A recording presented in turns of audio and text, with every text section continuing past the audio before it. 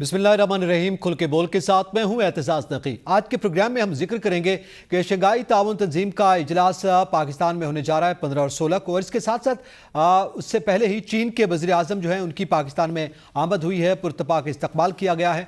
और दूसरी जानिब तहरीक इंसाफ ने 15 अक्टूबर को डी चौक पर एहतजाज का भी ऐलान कर रखा है, जबकि आइनी तरामीम का मामला भी इसके पैरेलल चल रहा है। उस पर आज बिलावल भुट्टो जरदारी ने भी बात की, मौलाना फजलुर रहमान का भी इस पर जो मौक़िफ़ है वो सामने आ चुका है और वो इस वक्त हुकूमती वर्जन के करीब करीब दिखाई दे रहे हैं, और साथ साथ जमात इस्लामी की तजवीज़ भी सामने आई है, तो इसका जिक्र भी करेंगे।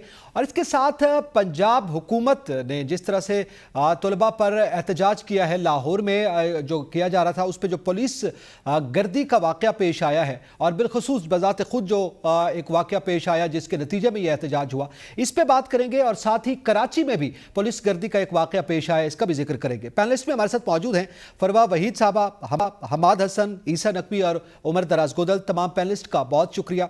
मैं सबसे पहले तो फरवा आपसे जानना चाहूँगा, आप क्या समझती हैं कि पाकिस्तान में यह समिट होने जा रहा है, पाकिस्तान को मेज़बानी का शर्फ मिला है, पाकिस्तान ने उसके लिए तैयारियां भी की हैं, क्या उम्मीद वाबस्ता की जा सकती है इस समिट से पाकिस्तान को, बिलखसूस जिस तरह की पाकिस्तान को मुआशी मुश्किलात दरपेश हैं, क्या हासिल किया जा सकता है यहाँ से? बहुत शुक्रिया फॉर द इनविटेशन। देखिए, ये जो समिट है it's very important for Pakistan right now, plus के इसके आगे पीछे भी बहुत सारी हैपनिंग्स हुई हैं। जैसे कि हमने देखा कि इसी मंथ में सऊदी डेलीगेशन भी आया और तकरीबन 2 अरब की $2 की जो इन्वेस्टमेंट है उसके लिए जो SIFC की काविशें हैं, वो बड़ा एक सूदमंद साबित हुआ है। It was a positive step towards better Pakistan. Also चीनी वजीर आजम का आपने जैसे कि जिक्र किया कि वो भी यहाँ पर मौजूद हैं, और फिर प्लस के 10 बड़े ममालिक, और पाकिस्तान में 10 साल बाद जो है किसी इंडियन रिप्रेजेंटेटिव का आना, जयशंकर का, ये एक बहुत मैं इसे पॉजिटिव वे में लेकर जाऊंगी। वो कि बहुत सारे लोग तनकीद कर रहे हैं कि नरेंद्र मोदी का होना ज़रूरी था, बिल्कुल, लेकिन वो कहते हैं कि something is better than nothing. तो एक ये बहुत ही ऑप्टिमिस्टिक चीज़ पाकिस्तान में नज़र आ रही है। इसमें देखिए, पाकिस्तान ऑलरेडी इकोनॉमी के जोन में बहुत डैमेज खा चुका है और मुसलसल खा रहा है।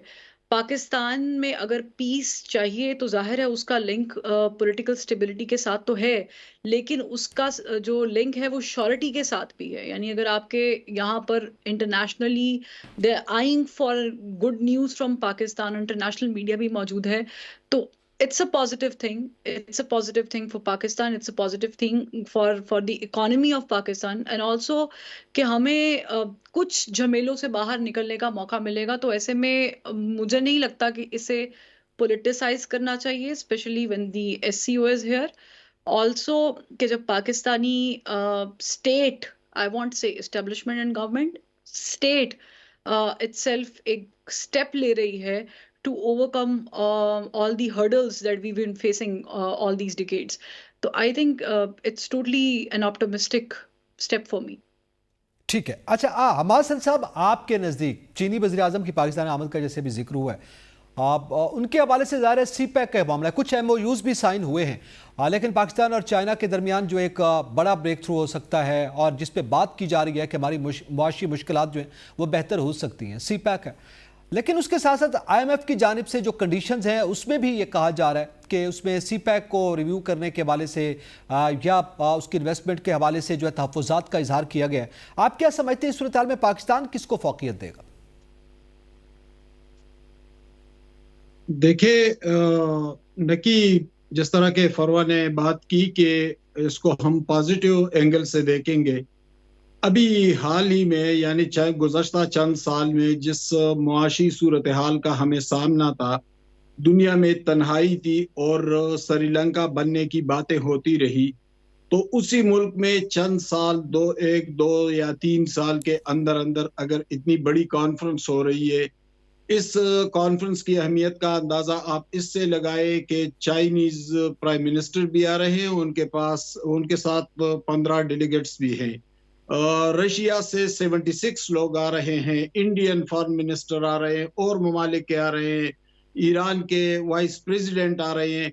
तो इससे पाकिस्तान जैसा मुल्क जो अभी अभी मुआशी दलदल से निकला तो नहीं लेकिन निकल रहा है, उसके इम्कानात पैदा हो रहे हैं और हम ऑप्टिमिस्टिक होंगे इस हवाले से, या जो जो सामने हमारे इंडिकेशंस है जो कुछ हो रहा है, या जो इंटरनेशनल बिरादरी या जो बैनुल अक़वामी इदारे जो रिपोर्ट्स दे रहे हैं, तो उससे तो जरूरी तो नहीं है कि हम एक पॉलिटिकल एंगल से हर चीज पर तनकीद करें। देखिए हम तो साफ ही, हम तो जो जो कुछ अच्छा हो रहा हो तो उसकी तारीफ भी करेंगे, उसका साथ भी देंगे। देखिए पाकिस्तान, ये जो रशिया और चाइना की मौजूदगी जो है ये इंतहाई अहम है, स्ट्रेटेजिक हवाले से भी, इक्तिसादी हवाले से, हर हवाले से हम इसको देखेंगे तो ये इंतहाई पॉजिटिव जेस्चर है। दूसरी बात ये है कि गुज़श्ता 3-4 साल में जिस मुआशी बहरान का हमें सामना था उस पर किसी न किसी हद तक तो काबू पा लिया गया है, वरना हम तो उस नहज पर चले गए थे जहां डूबने के अलावा कोई दूसरा रास्ता हमारे सामने था ही नहीं। नरेंद्र मोदी के हवाले से बात हो रही है, तो यही नरेंद्र मोदी कुछ अरसा पहले कोई फोन अटेंड नहीं कर रहा था, कश्मीर के हवाले से जो कुछ हुआ, लेकिन कम से कम ये बर्फ यहाँ तक तो पिघली कि उनके वजीर खारिजा इस कॉन्फ्रेंस में आ रहे हैं। तो जो जस्टर हैं, जो हमारे सामने जो जो तस्वीर बन रही है, तो उससे तो कम से कम ये हम ये अंदाजा बासानी लगा सकते हैं कि हम मुआशी ट्रैक पर भी आ रहे हैं और दुनिया हमें एक्सेप्ट भी करने लगी है। ठीक है, लेकिन इस पे जैसे हम चीनी वज़ीर-ए-आज़म के हवाले से जिक्र कर रहे हैं, मोयूज़ की बात कर रहे हैं, चाइना के साथ ज़ाहिर है हमारा जो ट्रेड रिलेशनशिप है उसमें ज़ाहिर है इकनॉमिक जोन का भी एक बड़ा अहम मामला है। ईसा नकवी आप क्या समझते हैं, उसमें IMF की कंडीशन तहफ़्फ़ुज़ात आपके सामने, उसकी डिटेल्स हैं, क्या इसको हम किस तरह से बैलेंस कर पाएंगे? और इसके साथ साथ अभी पाकिस्तान और भारत के ताल्लुकात की भी बात की गई, जयशंकर आ रहे हैं पाकिस्तान में, तो जाहिर है उसमें मसला कश्मीर के बारे से तो उन्होंने पहले ही वाजे कर दिया कि इस मसले पर वो बात नहीं करेंगे। तो क्या ये पाकिस्तान और इंडिया के बायलैटरल रिलेशनशिप है उससे हवाले से क्या तवक्को की जा सकती है? अच्छा देखिए, सबसे पहले मैं जिस बात को एड्रेस करना चाहता हूँ, ये जो सवाल उठ रहा है ना कि नरेंद्र मोदी क्यों नहीं आ रहे और जयशंकर क्यों आ रहे हैं, ये सवाल असल में पैदा इस वजह से हो गया कि हमारी हुकूमत ने इनविटेशन नरेंद्र मोदी को भेज दिया जो भेजना बनता नहीं था। जो SCO है, शंघाई ताउन तंजीम, इसका जो सबसे हाईएस्ट फोरम है वो है council of heads of states. वो फोरम है जहाँ पर, क्योंकि देखें जब जो SCO स्टेट्स की बात आप करते हैं तो रशिया हो, चाइना हो, ईरान हो, बाकी जो सेंट्रल एशियन स्टेट्स हैं, ये प्रेसिडेंशियल फॉर्म ऑफ गवर्नमेंट है। यहाँ पर जब इनका जो हाईएस्ट फोरम होता है उस इजलास में पाकिस्तान और इंडिया दो वाहिद मुल्क हैं जहाँ पर जो फॉर्म ऑफ गवर्नमेंट है वो डिफरेंट है। चीफ एग्जीक्यूटिव वज़ीर आज़म है और हमारा अभी तक सिलसिला ये चला आ रहा है कि जो council of head of states है उसमें हमारे वज़राए आज़म जाते हैं पाकिस्तान और इंडिया के। जो गुज़श्ता जो हेड ऑफ स्टेट हुई उसमें भी जयशंकर गए, उसमें नरेंद्र मोदी नहीं गए। लेकिन जो council of heads of government है उसमें तो जाते ही हमारे फॉरेन मिनिस्टर्स हैं। हमें इनविटेशन ही नरेंद्र मोदी को नहीं भेजना चाहिए था, लेकिन चले आपने गुडविल जेस्चर भेजा और उन्होंने किसी भी सूरत नहीं भेजना था। नरेंद्र मोदी ने उस इनविटेशन पर आना भी नहीं था, जयशंकर ने ही आना था। ये उनका सेट फॉर्मेट है, पहली बात होगी। दूसरी बात यह कि जब आपने बात की पाकिस्तान और इंडिया के बायलैटरल रिलेशनशिप की, तो 2017 में जब पाकिस्तान को मेंबरशिप मिली थी और इंडिया को, उस वक्त मैं एक्टिवली उस सारे मामले को देख रहा था, रिपोर्ट कर रहा था, तो हमें चाइना की तरफ से ये बात कम्युनिकेट की गई थी और इंडिया को भी रशिया और चाइना की तरफ से ये बात कम्युनिकेट की गई थी कि जितने भी आलमी फोरम्स हैं वहाँ पर आपके बायलैटरल मामलात जो है ना वो आ जाते हैं आड़े।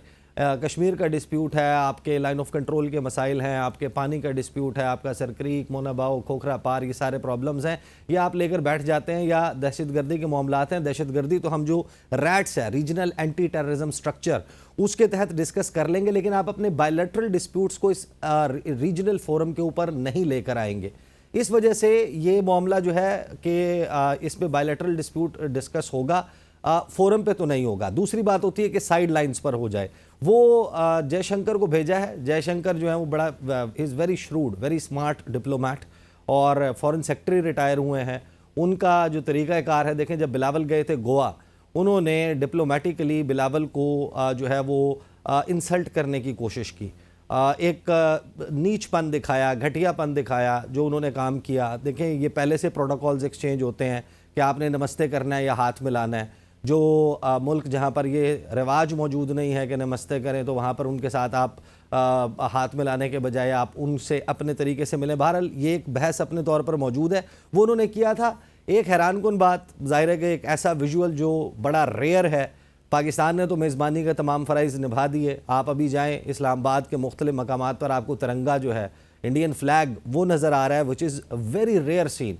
यानी डेकेड्स में आपको ऐसे सीन्स नहीं मिलते। इसकी सिग्निफिकेंस अपनी जगह मौजूद है। लास्ट पार्ट जो आपने मेरे से पूछा चाइना के हवाले से, देखें एक बड़ा ही तिलमिलाया हुआ रिस्पांस जो है वो आपको हमेशा से गुज़श्ता ख़ास तौर पर 5-6 साल से 2016 ऑनवर्ड्स अमेरिका की तरफ से नज़र आ रहा है। जो रिसेंटली मीटिंग हुई थी जिसको पाकिस्तान तहरीक इंसाफ बड़ा फोकस कर रही थी, उसमें जिस मामले के ऊपर फोकस नहीं किया गया, वो जो डोनाल्ड लू से सवालात हो रहे थे, जो कमेटी थी कांग्रेस की फॉरेन अफेयर्स की, जो ज़ैली कमेटी थी, उसमें कुछ कमेंट्स किए गए थे। आपको मैं बस याद दिला दूं कि वो ये कह रहे थे कि कम्युनिस्ट पार्टी ऑफ चाइना का ग्राउंड ज़ीरो बन रहा है पाकिस्तान, और हमने IMF के लिवर्स इस्तेमाल करने हैं चीन और पाकिस्तान के ताल्लुकात को डाउनग्रेड करवाने के लिए। ये एफर्ट अपने तौर पर मौजूद है। आज हम 15 अरब डॉलर की रीप्रोफाइलिंग चाइना से सीख कर रहे हैं, जो चाइना के साथ बड़ा कॉन्फिडेंस में लेकर ये सब कुछ करना होगा। We are walking a tight rope. हम न वेस्ट को नाराज़ कर सकते हैं, न चीन जैसा दोस्त जो हमेशा हमारे साथ थ्रू थिक एंड थिन खड़ा रहा, ना हम उसको जो है वो ऑफेंड करने की पोजीशन में मौजूद हैं। बड़ा ही जिसे कहते हैं कि डिप्लोमेटिकली केयरफुली हुकूमत को इस रिलेशनशिप में नेविगेट करना पड़ेगा। ठीक है, एक चैलेंज है हुकूमत के लिए। अच्छा, इसी के साथ ही उमर दराज गुंजर साहब, जहाँ पे ये SCO कॉन्फ्रेंस हो रही है पाकिस्तान में, ज़ाहिर है उसके इंतजामात भी किए गए। आपको पता है इस्लामाबाद को जो है वो पाक फौज के भी हवाले किया गया सिक्योरिटी रीजंस की वजह से। लेकिन इसके साथ दूसरी जानिब पाकिस्तान तहरीक इंसाफ ने 15 अक्टूबर को डी चौक पर एहतजाज का भी ऐलान कर रखा है। क्या नताइज देख रहे हैं?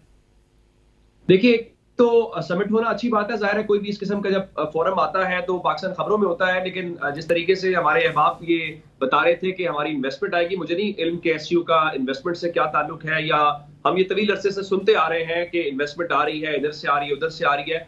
उसको छोड़ के रही बात एहतजाज की, तो मेरा ख्याल है दोनों साइड से कोई ज्यादा अच्छे स्टेप्स नहीं लिए जा रहे, ना गवर्नमेंट की जानिब से, ना तहरीक इंसाफ की जानिब से। लेकिन अब से थोड़ी देर पहले खबर आई है कि शायद गवर्नमेंट की जानिब से कन्वे किया गया है PTI को कि हम इमरान खान का जो मेडिकल चेकअप है वो करवा देते हैं पिम्स अस्पताल के डॉक्टर से। लेकिन उधर से कहा गया कि नहीं, सिर्फ पिम्स अस्पताल के डॉक्टर्स नहीं बल्कि हमारे जो जाती इमरान खान के मौलिजीन है या एक मौलिज जो है वो उनके साथ जाए तो मसले का कोई हल निकल सकता है।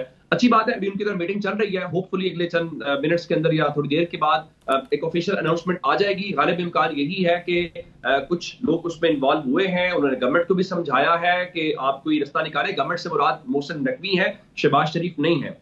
तो ये मोहसिन नकवी ने ही अप्रोच किया है। रात को भी उनकी बात हुई थी, सुबह आज जो वजारत दाखिला का एलामिया आया उसमें उन्होंने तस्दीक भी कर दी थी।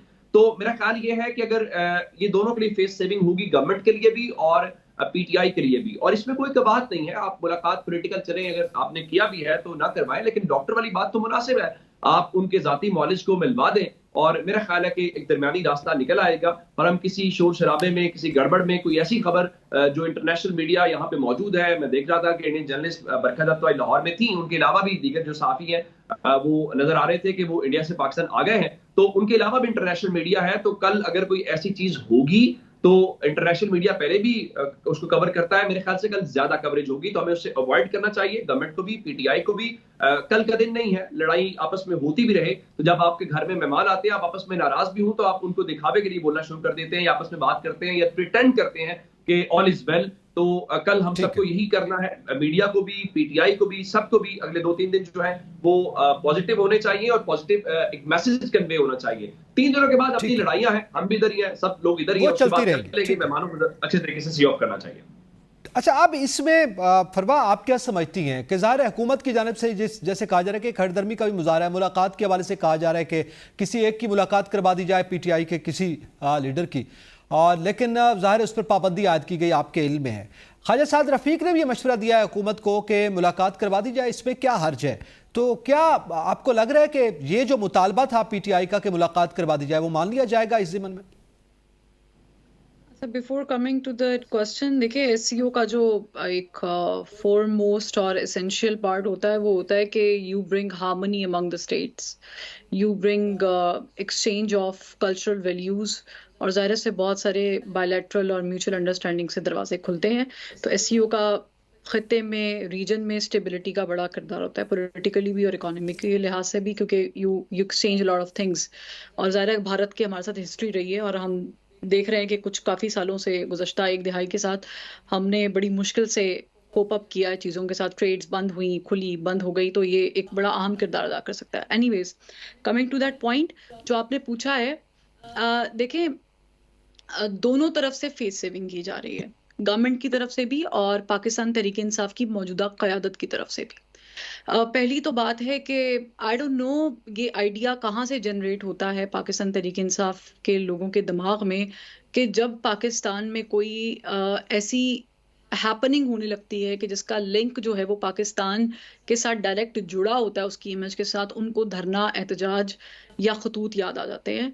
2014 के धरने में चीनी सदर का दौरा मुलतवी होना, चलें उस वक्त तो बहुत सारे और भी स्टेज आर्टिस्ट थे बिहाइंड द स्क्रीन जो ये काम परफॉर्म कर रहे थे, अब तो शायद वो भी नहीं है, इसलिए ये होता हुआ भी दिखाई नहीं दे रहा। लेकिन आईएमएफ को कर्ज ना देने की रिक्वेस्ट करना, वो ऑडियो लीक आपको याद ही होगी, उसका जिक्र अब क्या ही करना।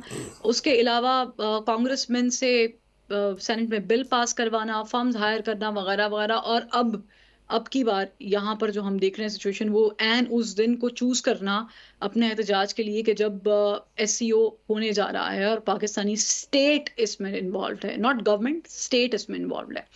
तो मेरा ख्याल से इमरान खान साहब को शायद 9 मई ने इतना नुकसान नहीं पहुंचाया जितना उनकी मौजूदा क़यादत पहुंचा रही है। उसमें अली अमीन गंडापुर साहब पेश हैं, यानी उनकी पार्टी में आपस में बहुत इख्तलाफ थे कि क्या आया हमें एहतजाज करना चाहिए, नहीं करना चाहिए। बैरिस्टर गौहर जो इस वक्त चेयर कर रहे हैं पार्टी को, उनका ख्याल है कि नहीं, हमें मौखर कर देना चाहिए। और अभी कुछ खबरें मिली जुली भी आ रही हैं, कुछ लोग कह रहे हैं कि हम मौखर कर रहे हैं और हम इस पे गौर वगौस कर रहे हैं, बैरिस्टर गौहर की तरफ से कहा जा रहा है। लेकिन ऑन दी अदर हैंड कुछ लोग कह रहे हैं कि पार्टी के उनके कि नहीं, हम ऐसा होने नहीं देंगे।